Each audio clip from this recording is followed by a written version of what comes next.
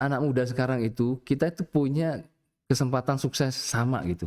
Orang menitipkan lamaran anaknya, ponaan atau apapun, gitu ya. Itu paling nggak nyaman buat saya sebenarnya gitu ya. Saya sangat percaya bahwa orang yang lebih awal menyiapkan dirinya itulah orang-orang yang akan nanti bakal sukses gitu. Kita di salah kamar. Aku pikir kamar yang serius, ternyata kamar yang seru. Dia dulu aja. Aplaus. Hai. Kalau kamu lagi desperate nih nyari kerja, pingin mengembangkan karir, kamu cocok banget deh dengerin podcast kita hari ini. Bersama dengan kita akan hadir seorang yang sangat istimewa buat kita. Dan sebelumnya terima kasih dulu ya yang di belakang layar buat Evan, Pawas, Diana dan Nyoman. Guys, thank you. Yo, sebelum itu kita mau menghadirkan Mas Adi. Mari Mas. Oke. Ngobrol bareng nih Mas. Selamat datang Mas di salah kamar. Jadi Terima kasih, saya sudah dimasukkan di kamar yang salah. oke. Nah, sebelum kayaknya nggak asik ya kalau kita belum kenal. Saya perkenalkan diri dulu ya. Saya Irene Enatri Silvianti dari Surabaya dan saya alumni ITN Malang jurusan Teknik Mesin. Bersama saya juga ada alumni. Mari Mas Adi, perkenalkan. Iya, nama asli saya Nanang Rizal Akhyar, tapi nama panggung saya Ading. Saya di ITN tahun angkatan 90 ya, di Teknik Industri tahun 90. Kemudian saat ini saya bekerja sebagai salah satu direktur di perusahaan kontraktor pertambangan. Perusahaannya namanya Bukit Makmur Mandiri Utama atau biasa disebut BUMA gitu ya.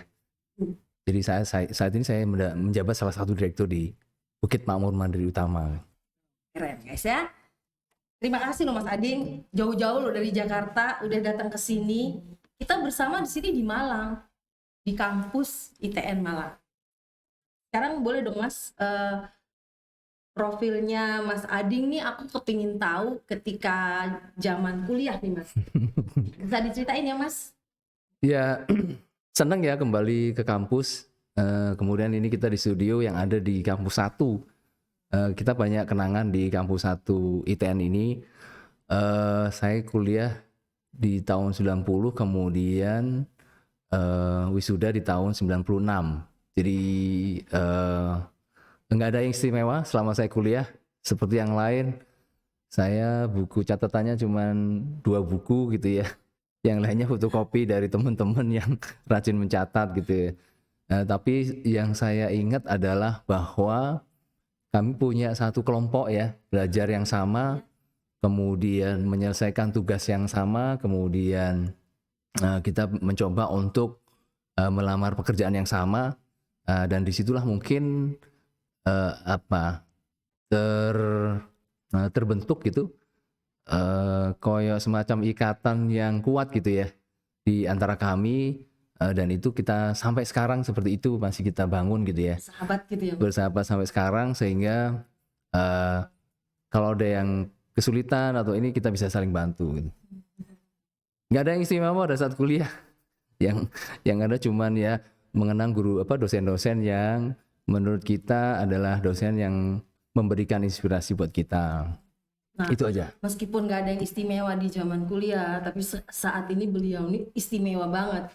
Makanya saya ini juga mau memperkenalkan juga Mas Ading nih sebagai ketua himpunan di alumni iya. Teknik Industri ya Mas ya.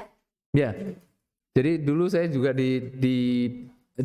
diminta untuk teman-teman untuk menjadi ketua himpunan Teknik Industri ya di waktu kuliah gitu.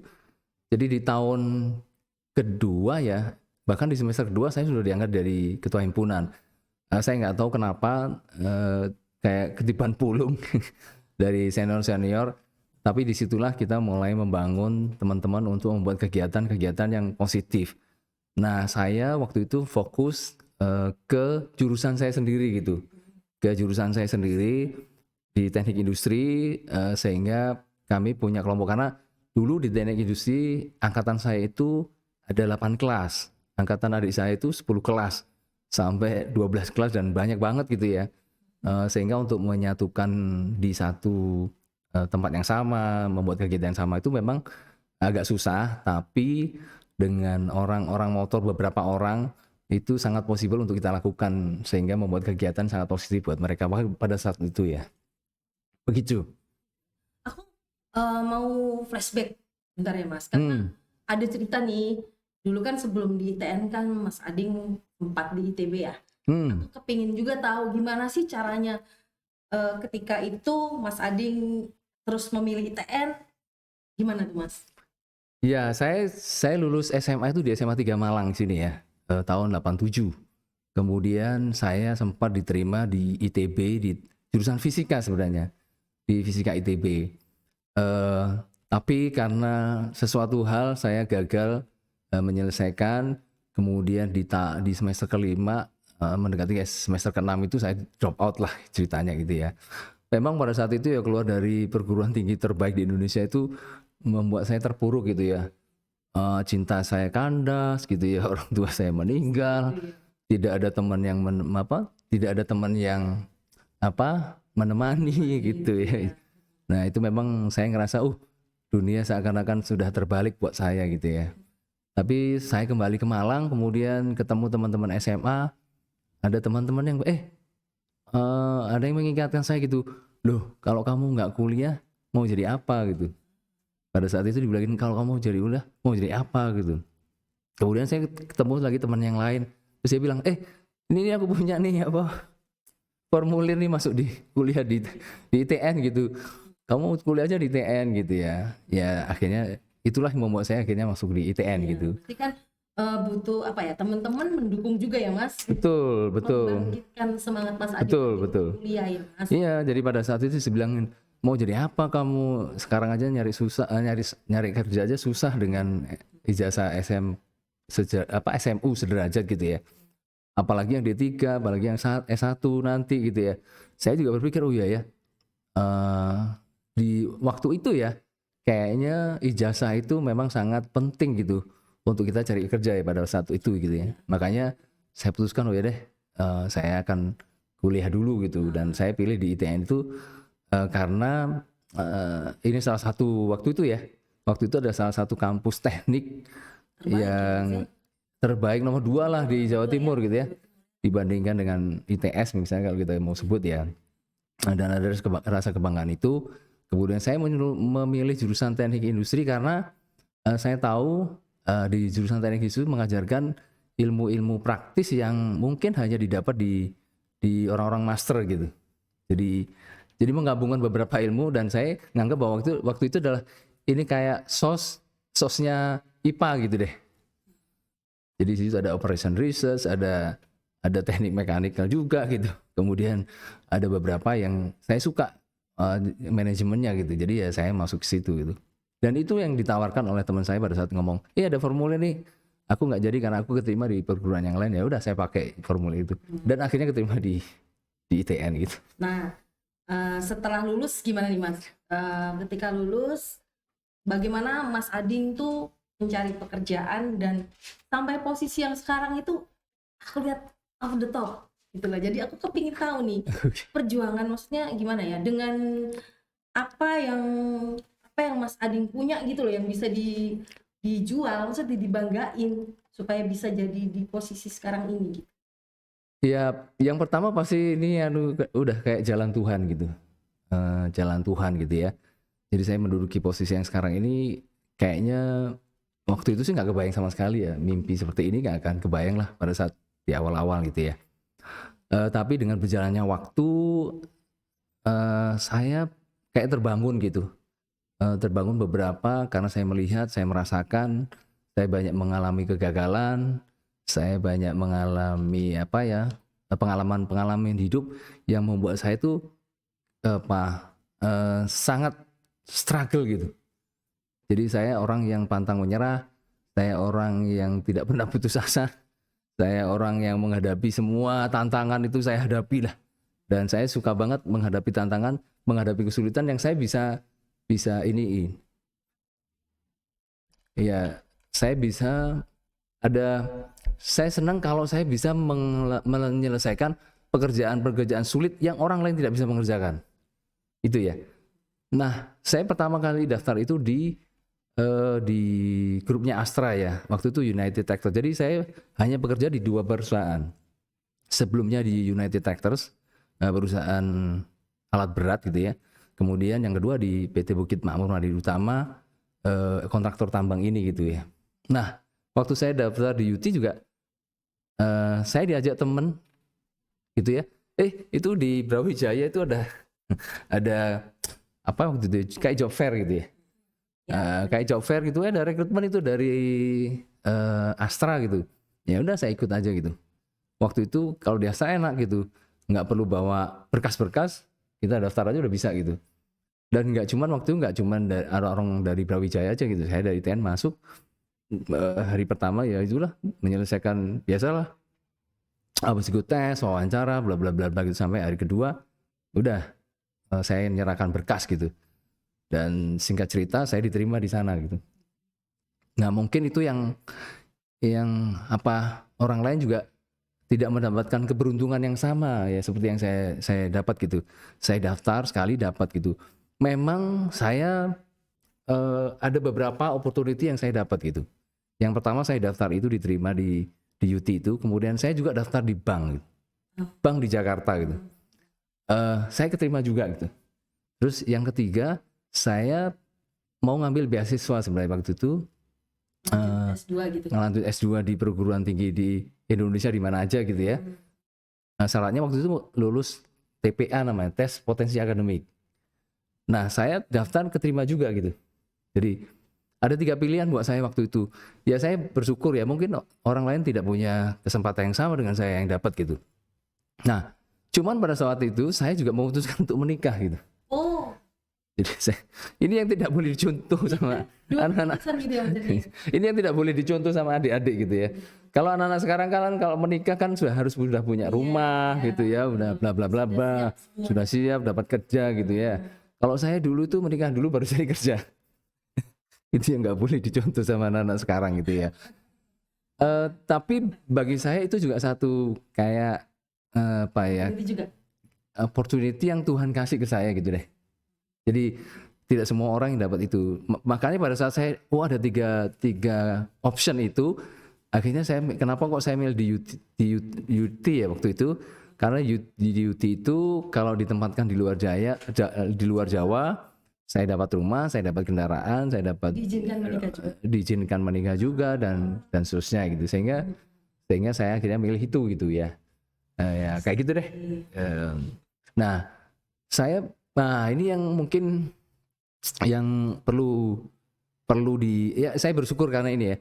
Pada saat masuk di UT itu, di sana itu hari pertama itu pembekalan kayak pembekalan ya. Itu kita dikasih kayak change paradigm gitu. Yang dikasih yang dari buku Seven Habits yang Stephen Covey ya. Saya saran buku itu bagus dan baik dari dulu sampai sekarang juga masih bagus itu.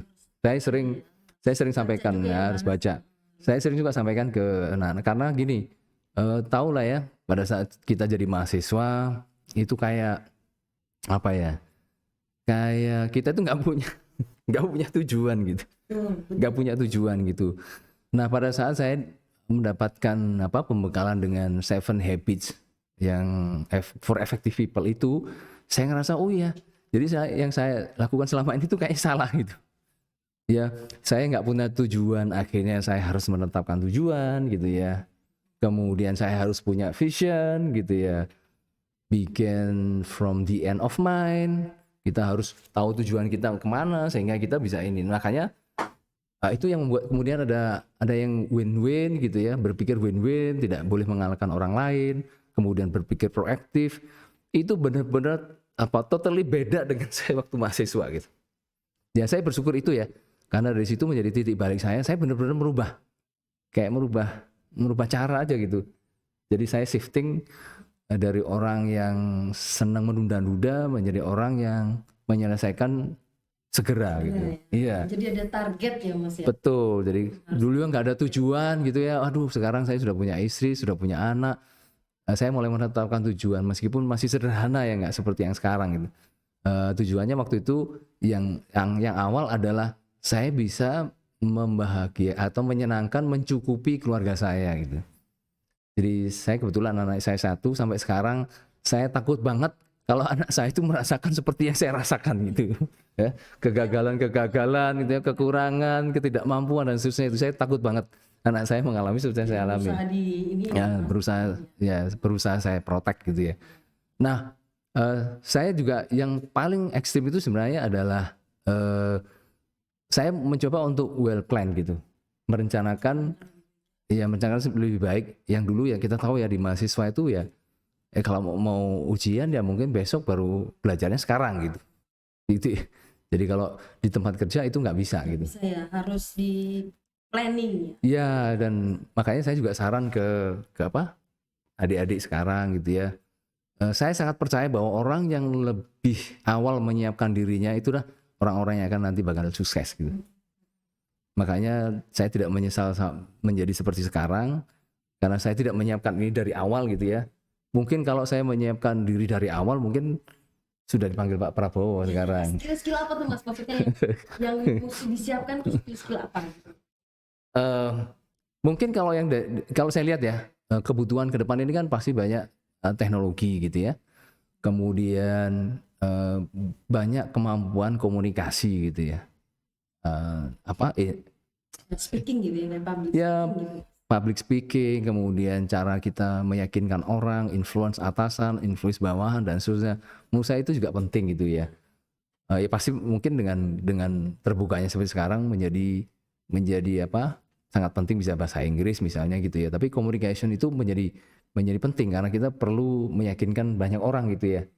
Di organisasi kita harus meyakinkan atasan, bisa meyakinkan bawahan, bahkan bisa mempengaruhi peers gitu, rekan kerja yang lain gitu ya, sehingga kita bisa mendapatkan apa yang kita harapkan gitu ya. Bekerja yang ini Mas, bersama-sama menyatukan satu visi ya. Betul. Jadi setiap bagian, setiap orang kan mesti nyambung ya, itu ya. Untuk nyampein itu kalau speak kita nggak jelas gitu kan, susah ya Mas. Nah, gitu. Ya mungkin balik lagi ya, pada saat saya selalu percaya bahwa orang yang menyiapkan diri lebih awal itu akan sukses gitu ya sekarang gitu ya. Saya kan berpikir waktu itu kalau saya bekerja di bidang yang berbeda dengan passion saya seperti apa, karena kan saya dari teknik industri kemudian masuk ke heavy equipment industry gitu ya. UT adalah perusahaan yang jualan alat berat, kemudian after salesnya juga gitu ya. Nah di situ saya mulai, kayaknya saya cocok ini dengan bidang saya gitu. Karena saya merasa cocok banget dengan bidang saya gitu ya. Sampai sekarang pun saya merasa ini cocok.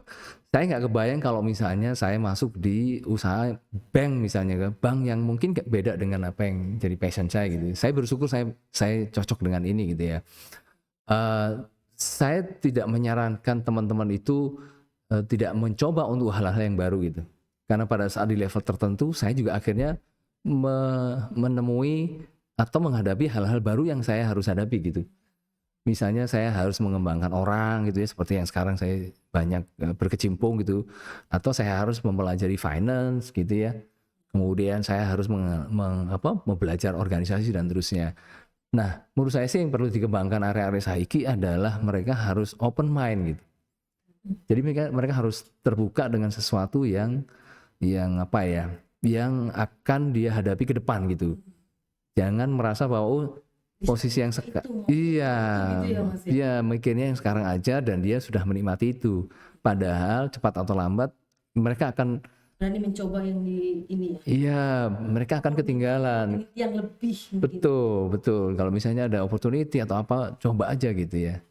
Nggak ada salahnya kita harus mencoba banyak hal gitu. Terutama kalau misalnya kita di usia-usia muda gitu. Begitu. Gitu ya. Nah, ketika kita misalnya Mas Ading pernah nggak ya terjebak di posisi, maksudnya aku harus keluar nih dari ini di pekerjaan, ya. Kadang kita nggak cocok nih, terus harus gimana? Nah, kayak apa tuh Mas? Ya, saya banyak ya, kalau banyak ditanya lah anak-anak muda sekarang gitu ya. Saya di UT itu bekerja 8 tahun, kemudian 8-9 tahun lah ya. Kemudian di Buma ini sekarang saya sudah 20 tahun lebih gitu ya. Jadi anak-anak sekarang tanya, oh kok bisa betah, bisa betah gitu ya. Ada apa tuh? Ada apa gitu ya. Yang pasti adalah yang saya hadapi setiap tahunnya beda. Apa tuh? Iya, kalau misalnya tahun ini perusahaan saya lagi growth, saya akan rekrut orang misalnya gitu, bangun set baru, buka set baru, kemudian beli alat baru dan seterusnya gitu. Tapi kalau lagi krisis gitu ya, saya harus PHK orang banyak gitu ya, harus berhadapan dengan banyak orang. Tahun ini saya ngadepin di kabupaten ini dengan bupati yang modelnya baik gitu. Tahun depan saya di bupati ini, bupatinya jahat gitu. Ada DPRD-nya yang nggak suka sama saya misalnya gitu ya. Kita tidak pernah menghadapi hal yang mudah gitu di luar sana gitu. Nah, karena saya berhadapan dengan orang-orang yang beda-beda ini, saya ngerasa ya tiap tahunnya beda aja gitu, nggak berasa tiba-tiba. Coba pendekatan. Iya, pendekatannya beda-beda gitu. Ya, betul. Nah, itu yang membuat saya nggak ngerasa apa ya, nggak ngerasa bosan aja di perusahaan ini gitu. Nah, kemudian ada juga yang nanya, lupa kenapa kok di UT kan enak, kenapa kok pindah? Nah saya juga heran ya, anak-anak sekarang ini kan mau daftar ke tempat saya interview, loh dia untuk posisi ini aja dia udah pindah 8 perusahaan gitu. Iya. Dari 2 tahun aja udah 4 perusahaan, saya juga heran gitu anak-anak sekarang. Loncat-loncat gitu anak-anak sekarang gitu. Memang ya harus disadari gitu bahwa anak-anak sekarang itu agak beda memang gitu. Jadi kalau dulu kita dimarahin sama bos itu, kita berusaha mematuhi, mengerti apa yang maunya bos gitu. Kalau anak sekarang bosnya nggak enak pindah gitu. Bosnya dimarahin bosnya nggak enak pindah kan gitu anak-anak sekarang gitu. Saya tidak menyalahkan hal itu ya, karena memang salah satu kenyamanan kita bekerja adalah pada saat kita enak dengan bos, nyaman dengan tim dan seterusnya gitu. Saya nggak menyalahkan itu ya. Tapi di titik tertentu jangan itu dilakukan dengan emosi aja gitu. Bahwa siapkan kalau dia mau pindah, harus siapkan dulu. Siapkan tempat barunya gitu ya. Dan harus bisa ini kali ya Mas, nunjukin dia bisa apa. Betul. Gitu kan. Jangan sembarang pindah. Iya, tempat barunya juga harusnya lebih baik dengan tempat yang sekarang gitu. Jangan sampai sebelumnya di tempat yang lebih baik kemudian nurun, sayang gitu. Karena kesempatan belajarnya akan beda gitu. Kalau kita akan terus meningkat di upgrade dengan jangan downgrade kan gitu ya. Jadi saya nggak menyalahkan adik-adik yang sekarang gampang pindah tempat kerja gitu. Yang saya sarankan cuma itu aja. Hampir semua tempat kerja sama. Yang penting dia punya nama, punya reputasi. Yang kita juga harus berkontribusi untuk membangun reputasi perusahaan itu kan gitu. Ya. Nah sehingga dia kalau misalnya mau pindah ya tadi, yang penting siap aja gitu. Begitu kira-kira. Oke Mas, terima kasih banyak nih Mas. Nah cuma ada satu nih, apa ya pesannya untuk adik-adik yang ketika sekarang ini kan dia belum bisa melihat masa depan nih. Gimana ke depannya, kan suka takut. Apa nih Mas pesannya? Sebenarnya yang sekarang ini yang paling menarik adalah semua informasi itu ada di sekitar kita lah. Mau di sosial media, di IG, mau di Facebook kah atau TikTok kah, semua informasi ada. Apalagi yang ada kaitannya dengan karir dan ini ke depan gitu ya. Semua laporan penelitian dari kayak lembaga penelitian gitu ya, ada tercantum gitu. Katakannya tren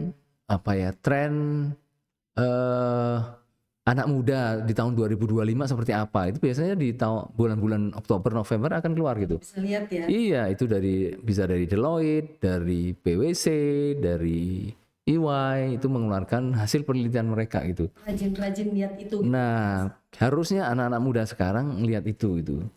Ngelihat perkembangan kedepannya seperti apa gitu. Eranya sudah seperti itu. Nah, seperti itu. Kemudian perusahaan-perusahaan di Indonesia yang membutuhkan tenaga kerja juga sama. Anak-anak sekarang juga punya program yang namanya Merdeka Belajar Kampus Merdeka Belajar. Belum lagi ada yang magang bersertifikat. Belum lagi ada yang kampus-kampus yang membuka magang gitu. Dari situ teman-teman sudah bisa ngelihat bahwa lapangan kerja ke depannya seperti apa gitu. Makanya saya selalu bilang anak yang lebih siap, lebih menyiapkan dirinya lebih awal, dia akan sukses. Karena itu dia bisa baca. dia bisa baca apa yang akan dilakukan ke depan. Nah, satu lagi yang saya sering bicara juga di internal perusahaan saya gitu ya. Kemudian kami banyak kerjasama dengan perguruan tinggi maupun anak-anak SMK khususnya gitu ya. Kita tuh ada bonus demografi gitu. Di tahun 2030 itu bonus demografi yang kira-kira 80% orang kita itu populasinya adalah yang istilahnya yang produktif, usia produktifnya 80%-an. Anda bisa bayangin kalau itu tidak kita bisa manfaatkan dengan baik. Maksudnya harusnya semua usia produktif pada masa itu punya pekerjaan. Kalau sekarang kita ngelihat anak sulit dapat kerja dan seterusnya, memang lapangan pekerjaan belum ada itu. Ya ini yang sekarang ini ya. Anda bisa bayangkan misalnya itu tahun 2030 lulusan sakmono akeh gak ono sing nampung kerja gitu ya. Nah, itu yang mesti diantisipasi juga dengan adik-adik sekarang. Nah, antisipasinya ya opo? Ya antisipasinya adalah salah satunya tadi ya. Kita harus banyak melihat peluang. Entah itu dia mau usia belajar untuk entrepreneur sekarang gitu ya. Atau dia melihat peluang di luar negeri, karena Anda tahu di perusahaan-perusahaan yang populasinya decline, populasi penduduknya menurun, mereka butuh mahasiswa, mereka butuh tenaga kerja, mereka terutama itu ya, mereka butuh mahasiswa dan butuh tenaga kerja gitu di sana gitu. Nah, itu menurut saya juga jadi opportunity buat kita. Jadi modalnya lagi ya, mungkin bahasa juga menjadi penting buat anak-anak ke depan. Begitu anak-anak muda. Oke, ini kita jangan pernah berhenti mencari opportunity dan meningkatkan skill lebih untuk mempersiapkan diri kita. Iya, kan lucu-lucu ya gini ngobrolnya kan lucu-lucu. Kayaknya gimana ya Mas ya? Kok serius sih berat.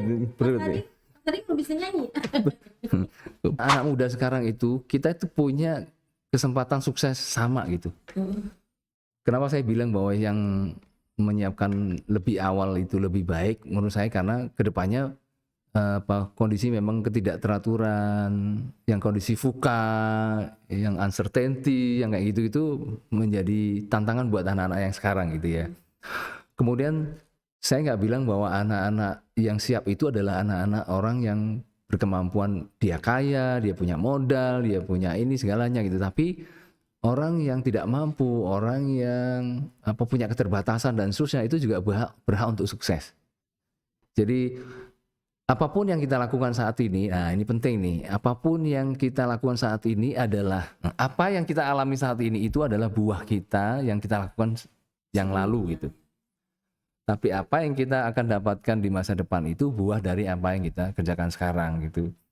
Saya selalu bawa anak-anak sekarang ini kan waktu kuliah gitu ya, tidak semuanya itu beruntung kemudian jalannya lurus-lurus aja gitu ya. Ada yang kekurangan biaya, ada yang kekurangan teman, ada yang kekurangan pendukung dan seterusnya, ada infrastruktur yang gak mendukung mereka gitu.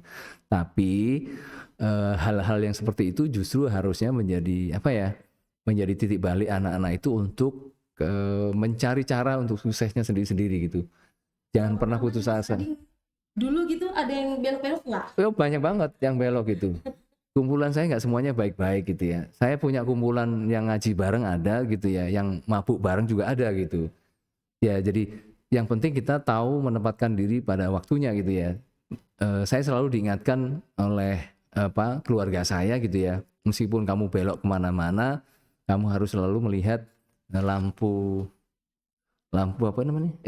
kaca spion gitu. Ya, kaca spion. Kenapa kaca spion itu dibuat kecil? Karena kamu cuman udah dilihat aja gitu. Tapi kaca di depan itu lebih besar gitu. Kamu lihat, oh, kamu harus bercermin, bahwa kamu sudah melakukan hal yang oke. Tapi kamu harus back on track supaya kamu selamat. Cuman gitu aja gitu. Begitu. Apa mana ya? Nanti kan dipotong-potong tuh ya. Iya, nanti diedit lah sama Bapak. Ya. Nah, yang lucu lagi gimana deh? Aktivitas kampus bisa nggak sih digambar? Istilahnya masa iya. aktif. Iya. Bisa jadi modal untuk di pekerjaan. Oh iya itu. Jadi tidak ya. Kata-katanya Diana itu kan kupu-kupu tadi itu kan akhirnya kesannya jadinya kan itu aja loh. dulu kan kita bikin yang selain datang. Ya, ya. Tadi kan itu kan keberanian yang Ya, ya, ya. sangat ini kan. Nah itu jadinya keberanian itu kebawa waktu Mas Ading harus menghadapi segala macam problem. Ya. Di kantor gitu ya. Mungkin dari ininya pertanyaannya adalah, ada kira-kira apa yang dulu jadi dasar Mas Ading sekarang waktu kerja Oh, itu waktu enggak, atau ya, pertanyaannya gini. Kalau Mas Ading sekarang nyari nyari karyawan itu yang Kayak gimana? yang modelnya gimana sih? Yang itu sih gini. butuh buku dan orang yang Nah, oke. Ya. Kan Mas Ading kan juga HRD ya. Ya, ya, ya. Nah, saya kan dengar nih Mas Ading kan pernah jadi HRD ya. Kalau untuk cari karyawan nih, untuk bagi Mas Ading tuh modelnya yang kayak apa Mas? Ya, oke. Saya pribadi banyak interview calon-calon karyawan gitu, baik itu yang fresh graduate maupun yang sudah profesional gitu ya. Satu hal yang sering saya tanyakan adalah pasti latar belakang ya. Jadi ada rumusan itu past behavior itu bisa predict future behavior. Jadi kelakuan dia di masa lampau itu kita bisa ramalkan apa yang dia lakukan di masa depan gitu. Nah, saya paling senang kalau rekrut anak itu dengan latar belakang keluarga ya. Keluarga itu yang kayak guru, petani gitu ya, yang sederhana dan seterusnya itu. Karena saya ngeliat ini anak-anak ini adalah orang-orang yang fight ke depannya gitu. Bukan anak-anak manja.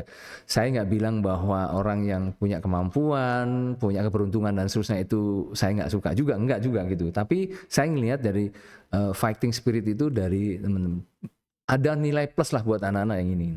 Yang kedua adalah anak-anak yang rajin berorganisasi gitu. Ya, rajin berorganisasi. Maksudnya berorganisasi karena disitulah ternyata pengalaman-pengalaman berinteraksi gitu ya, membina hubungan, kemudian menyelesaikan masalah. Hampir semua praktek-praktek manajemen itu dilakukan di organisasi itu ya. Kita tahu ya, organisasi kemahasiswaan itu banyak melakukan kegiatan yang kadang-kadang di luar kemampuan mereka gitu. Ya, ada yang melakukan seminar gitu. Kalau saya tanyakan, seminar apa? Seminar nasional, berapa budgetnya gitu. Saya tidak ngelihat bahwa itu budgetnya cuma 8 juta, 5 juta dan seterusnya itu ya. Tapi saya ngelihat, oh ya dia punya kemampuan untuk mengelola itu. Gimana dia mengkorelasikan tim yang lain dan seterusnya. Itu membuat saya suka merekrut anak-anak yang punya kemampuan organisasi gitu ya. Kemudian tentu komunikasi ya. Jadi cara dia merespon dari pertanyaan itu menjadi penting gitu. Karena ada dua hal ya. Ada satu yang banyak cerita gitu ya, tapi nggak ada isinya. Tapi cuman bluffing aja gitu. Dan itu sangat kelihatan gitu. Jadi kalau Anda di interview, adik-adik ini di interview seorang, jangan sekali-sekali membuat cerita yang karangan besar gitu. Sorry. Sesuatu yang nggak dia lakukan gitu. Pasti ketahuan sama interviewer. Pasti kelihatan gitu. Jadi mendingan kamu cerita apa yang kamu alami, kamu rasakan dan kamu ingin lakukan gitu ya. Nah, tapi bukan sesuatu karangan yang akan, karena itu akan tertangkap gitu. Kan biasanya ada psikotes yang itu menggambarkan dari personality atau traits atau ini apa ya? Ya personality lah ya. Ya attitude kamu gitu, itu kelihatan gitu. Dan itu tidak bisa dibohongi gitu dengan apa yang kamu ceritakan gitu. Makanya biasanya tim psikologi itu selalu mencocokkan apa yang dites itu dengan apa yang kamu sampaikan gitu. Makanya kalau tidak ada kecocokan juga udah pasti kamu di drop deh kan gitu. Itu ya, itu saya rekrut kalau misalnya saya rekrut orang gitu. Jadi past behavior itu predict future behavior. Nah, oh ya, satu lagi kalau misalnya saya juga sering menanyakan, pernah nggak kamu menghadapi satu kegagalan gitu ya, sesuatu yang membuat kamu terpuruk gitu ya. Nah, cara dia menceritakan bangkit dari keterpurukan itu juga menjadi salah satu yang menarik buat kita gitu. Asalkan jangan kegagalan itu kegagalan yang konyol gitu ya. Tapi misalnya kegagalan, oh ya, Dia masih punya semangat juang gitu. betul. Oh, saya pernah gagal berusaha buka toko di mana, di toko apa tuh, di sosmed itu Pak, di online misalnya. Saya pernah gagal toko online bla bla bla karena apa. Nah kemudian dia bangkit dari situ, itu sangat oke gitu. Oh saya pernah gagal ngikutin lomba apa gitu ya. Saya akhirnya cuma nomor 3.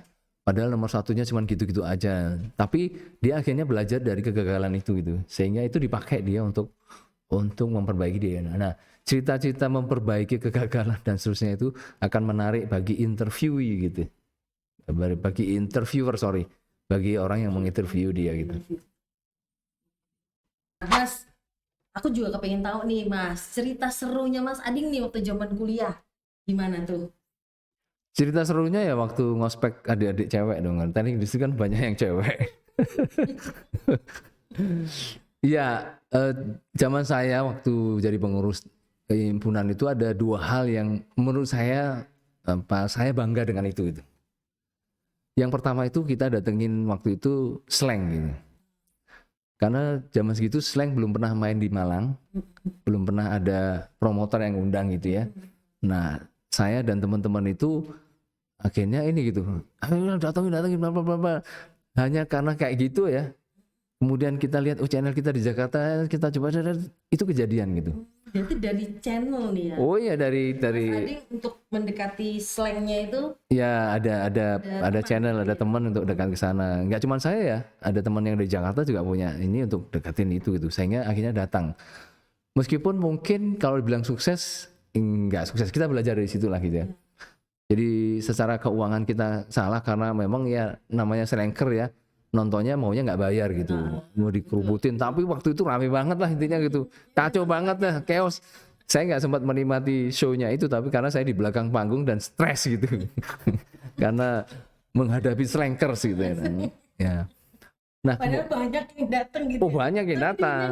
Iya, duitnya nggak ada gitu ya, nggak tahu lah gimana ceritanya. Tapi itu menjadi pengalaman bagi kita. Oh ya, ternyata apa ya, memanage suatu event yang gede seperti itu memang perlu persiapan yang besar gitu ya.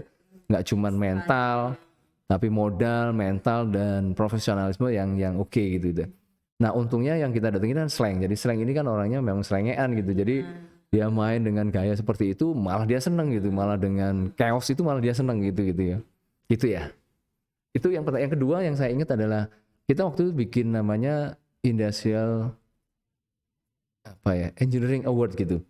Jadi kita memberikan tahun saya lupa ya. Harusnya sih 92 93 kali ya. 93-an ya.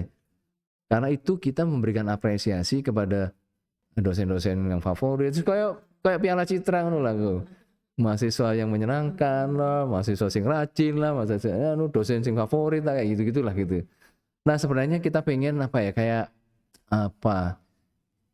memberikan apresiasi sehingga orang itu termotivasi gitu. Jadi lebih semangat untuk menjadi model, untuk menjadi baik lah. Apresiasi. Betul gitu. Tadinya awalnya mau lucu-lucuan gitu, tapi akhirnya agak serius gitu. Karena janganlah ini soalnya bawanya Industrial Engineering Award kayak gitu-gitulah. Sehingga akhirnya kita nampilkan waktu itu kalau nggak salah dosen yang favorit kayak gitu ya, mahasiswa yang favorit, mahasiswa yang berprestasi kayak gitu-gitulah gitu. Dan itu kita juga jadi karena kan waktu itu industri banyak banget mahasiswa ya. Jadi ini menyakup banyak orang dulu, banyak pihak gitu. Dan itu menurut saya sangat menyenangkan lah. Menyenangkan dan semoga menginspirasi. Meskipun di belakangnya kayaknya nggak pernah ada kejadian lagi tuh kegiatan itu gitu, memberikan apresiasi itu gitu. Nggak pernah lagi mendatangkan bensin uraan kayak Slank dulu. Iya. Nah itu sih yang pengalaman yang seru pada waktu itu ya. Mungkin moral ceritanya adalah kita harus kayak berpikir iya kalau mau itu jangan nanggung gitu loh. Jangan membatasi kita di ini gitu ya. Pikir yang lebih tinggi. Iya, dan kalau kita bareng-bareng rame-rame kayak itu bisa gitu. Begitu. Oke. Ada satu lagi nih Mas pertanyaan. Ada nggak ya Mas sosok yang menginspirasi Mas Ading sehingga Mas Ading bisa sampai seperti sekarang ini Mas Ading? Banyak sih ya yang menginspirasi. Yang pasti orang tua gitu ya. Yang pasti orang tua. Bapak saya yang tadi ya, orang yang selalu berpikir out of the box gitu. Kemudian tidak pantang menyerah gitu ya. Ibu saya yang seterusnya. Hanya sayangnya itu ibu saya meninggal waktu saya SMP gitu. Jadi saya itu kurang kasih sayang gitu sebenarnya gitu. Sudah nggak ada orang tua gitu. Sampai ya. Iya, kemudian waktu kuliah tadi itu pada saat saya mau di drop out dari ITB itu bapak saya juga meninggal gitu. Jadi saya tuh apa? Jadi sudah yatim piatu ya? Yatim piatu. Waktu menikah itu yatim piatu gitu. Terus yang Jadi beruntung istri saya itu karena tidak digangguin sama mertua, tidak digangguin sama mertua. begini loh berarti. Terus Mas Adi siapa yang membiayai? Nah, Karena bapak ibu kan udah nggak ada nih. iya, jadi saya diasuh oleh nenek saya gitu. Nenek saya. Nah, nenek saya itu juga yang saya sangat hormat dan saya sangat sayangi gitu ya. Karena nenek saya itu menerima saya apa adanya gitu ya. Menerima saya itu ada apanya. Ya karena beliau ini adalah orang yang terhormat gitu ya di kastanya itu sangat terhormat, sangat dihormati gitu ya. Tapi kemudian ada cucunya yang modelnya kayak gini gitu ya. Yang zaman segitu tuh rocker, rambutnya gondrong, celonanya suwek-suwek kayak gitu. Beliau menerima saya apa adanya gitu. Menurut saya itu yang membuat saya juga ini ya. Saya belajar dari beliau untuk menerima ini. Orangnya sangat keras tapi cara mendidiknya itu Dan diizinkan menikah dini juga ya. beliau malah yang mendorong saya untuk menikah. Karena kalau saya tidak menikah waktu itu, mungkin saya tidak akan jadi seperti sekarang ini gitu. Itu seperti itu ya. Iya, Fakta ya, Mas, ya? fakta. Jadi nenek saya itu mendorong, kamu harus segera menikah. Kalau kamu tidak menikah, kamu gak harus ngurusi, kamu kacau kamu itu jadi ini. Oh siap. Tapi saya maunya menikah kamu dengan yang ini, bukan yang itu, bukan yang itu. Gitu ya. Jadi ada pilihan dari nenek ya. Iya, ada pesan sponsor. Tidak boleh. Nah, kemudian setelah pekerjaan dan seterusnya, saya sebenarnya ada kayak Gus Dur itu juga salah satu tokoh yang menginspirasi ya. Ya kita semua tahu Gus Dur ya punya kemampuan seperti apa gitu. Tapi saya suka karena mungkin dia dianggap bapak pluralisme dan seterusnya gitu ya. Tapi saya suka cara dia cara dia beragama gitu. Cara dia beragama gitu. Dia taat pada kiai misalnya gitu ya. Kemudian dia punya prinsip, kemudian dia mempercaya itu dan akhirnya lebih mengedepankan pluralisme dan seterusnya dengan prinsip yang dia dianut gitu. Saya suka itu gitu. Saya suka itunya gitu. Jadi saya ini NU gitu. NU kan nggak ada NU ya. kultural bukan struktural. Ngawur iki. Semuanya ngawur iki. Mulai ngawur Tapi kutub rusak. Oh ya, ini banyak lagi banyak ditanyain gitu sama ya banyak dari internal perusahaan saya maupun dari anak-anak yang mahasiswa misalnya gitu ya, yang saya ngasih kuliah tamu dan seterusnya gitu deh. Mereka selalu bilang selalu menanyakan gimana bisa sampai di posisi yang sekarang gitu. Sebenarnya apa sih yang dibutuhkan, kemampuan apa sih yang dibutuhkan. Saya juga selalu bilang bahwa ini sebenarnya jalan Tuhan aja saya diatur seperti ini gitu. Tapi memang pada saat kerja saya selalu berusaha untuk mengembangkan diri. Saya selalu melihat diri saya kemudian membandingkan dengan orang lain dan selalu mengukur itu gimana saya mencapai sesuatu gitu. Mungkin itu yang orang lain gak banyak buat gitu ya. Pada saat saya bersosial manager, saya akan compare saya dengan manajer yang lain gitu. Saya harus mengenforce kelebihan saya, tapi meminimalis kekurangan saya gitu. Jadi, nah itu yang selalu saya kembangkan gitu. Kemudian banyak juga yang bilang kalau ini jalan Tuhan berarti semua orang bisa. Iya, semua orang bisa seperti yang saya sampai sekarang ini gitu ya. Saya yakin anak-anak ITN banyak yang punya kemampuan lebih dibandingkan saya saat ini gitu ya. Cuman Tuhan memilih saya ini. Nah, salah satu juga yang sering saya lakukan adalah saya melakukan sesuatu yang orang lain mungkin nggak suka melakukan itu gitu. Iya gitu. Misalnya saya berkonfrontasi dengan community misalnya gitu ya, dengan preman lah, dengan polisi lah, dengan ini dan seterusnya, itu nggak nyaman buat orang tertentu gitu. Atau berargumentasi dengan anggota DPR gitu. Anda bisa lihat ya, DPR pusat aja kayak gitu, apalagi di DPR daerah gitu, yang lebih ganas lagi gitu ya. Nah itu orang lain mungkin nggak suka gitu.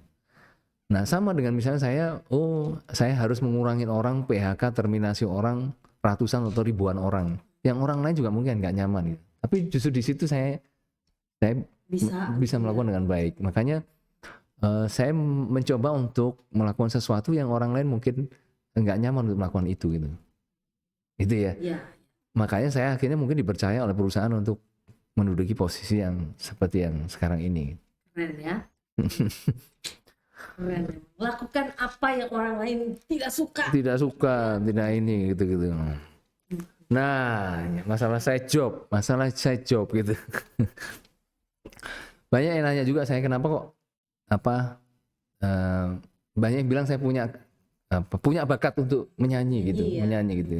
Terbukti kok. Enggak, karena saya kurang ganteng kayak Ariel gitu ya. Saya nggak bisa bermain musik gitu. Dan saya orangnya sangat introvert. Orang lain nggak tahu. Saya orangnya sangat introvert. Tapi nggak kelihatan ya. Kalau introvert kan biasanya nggak kayak gini. Nah saya bisa menampil seperti ini. Ini saya menggunakan topeng. Jadi menggunakan ini. Saya nggak nyaman gitu. Saya nggak nyaman gitu.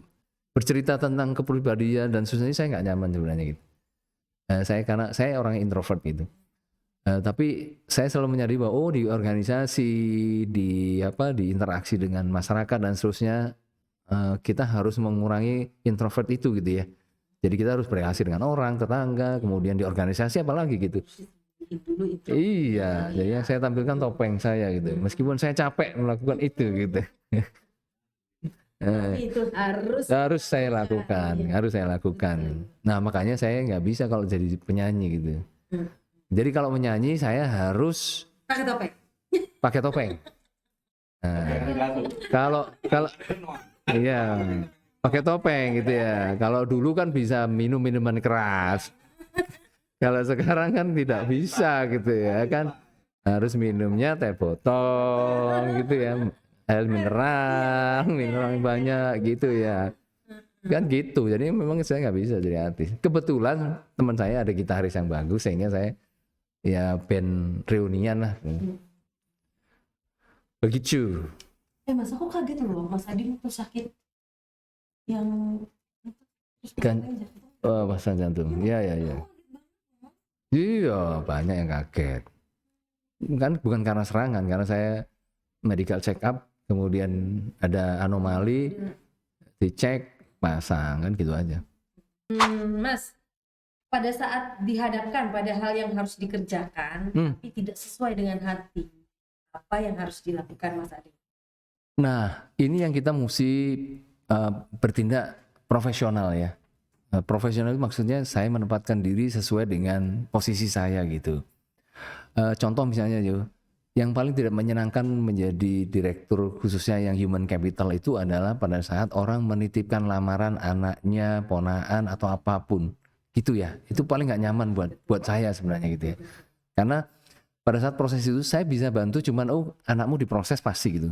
Tapi setelah diproses itu ya dia yang harus berjuang gitu. Dia yang harus berjuang untuk mendapatkan posisi itu gitu. Bukan saya harus mengambil posisi itu. Nah disitulah saya ada perasaan yang nggak nyaman gitu ya. Karena saya nggak bisa bantu orang dengan seakan-akan nggak bisa bantu orang 100% gitu. Atau misalnya saya harus memecat orang yang melakukan kesalahan tapi dia dalam kondisi lagi hamil gitu. Atau lagi proses divorce dengan suaminya gitu ya. Padahal dia udah melakukan kesalahan gitu. Nah apa yang harus saya lakukan? Ya saya tetap proses aja gitu. Ya harus diproses. Harus diproses gitu. Meskipun hati nurani saya, aduh kok anaknya lahir sama bapaknya, anak iki opo. Kadang-kadang saya seperti itu gitu.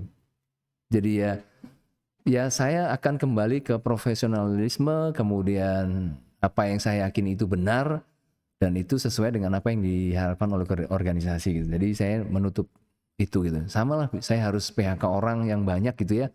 Tapi saya harus berpikir anak IP gini, saya pikir ya udahlah biarlah Tuhan yang ngurus gitu ya. Saya organisasi saya urus, biarlah sisanya tuh Prosesnya Tuhan yang ngurus. dilakukan Mas Ading ya tetap dilakukan ya Betul, Mas. betul. Sama lah kalau misalnya di perusahaan saya lagi kebanyakan orang gitu, saya harus lay off beberapa karyawan gitu kan. Saya kan harus pilih gitu ya. Dan saya harus pilih kan berdasarkan kalau profesionalisme kan, oh di organisasi yang paling gemuk ini, yang nggak perform, yang sudah mau pensiun misalnya bla bla bla bla gitu ya. Ada kriteria yang kita buat gitu. Ya akhirnya saya harus memutuskan sesuai profesionalis yang kita buat gitu. Komitmen yang kita buat, oh ini yang harus saya sampaikan, ya udah. Pahit saya sampaikan. Begitulah. Iya. Sesuai dengan Iya, atau misalnya gini ya, saya mau dapat proyek gitu ya. Saya harus proyek, tapi saya harus nyogok orang gitu. Gimana nih? Nah, kebetulan perusahaan saya integrity adalah nomor 1. Ya udah, kita lepas saja proyek itu. Karena dari awal kalau dia nakal, belakangan juga kasih nakal gitu. Kan gitu aja gitu. Begitu. Nah, hati nurani bicara dan profesionalisme yang bicara. top gitu ya betul ya. Oke Mas Adi, kita udah berpanjang lebar Oke. tadi ya barusan ya. Terus gimana nih harus kita tutup salah kamar kita dengan kata-kata hari ini Mas? Monggo Mas. Iya, saya bersyukur kalau misalnya apa yang kita sampaikan ini membawa manfaat ya buat adik-adik gitu ya. Diikuti yang baik, jangan diikuti yang jelek-jelek gitu ya. Karena saya yakin adik-adik itu punya jalan sendiri gitu ya untuk sukses gitu. Tidak harus bekerja seperti saya di mining contractor gitu ya. Tidak harus menjadi orang nomor 1, nomor 2. Kalau saya sekarang nomor 2 di perusahaan gitu, nggak harus itu gitu. Tapi silakan Anda sukses di jalannya masing-masing gitu. Sukses itu apa? Itu yang menjadi ukuran masing-masing gitu ya. Kalau sukses itu ukurannya jabatan atau uang atau apa ya, kenyamanan, pengakuan orang lain, ya mungkin silakan lakukan itu. Tapi kalau sukses adalah karena Anda merasa bermanfaat buat yang lain, ya dapatkan itu gitu. Cakep. Terima kasih Mas Adi.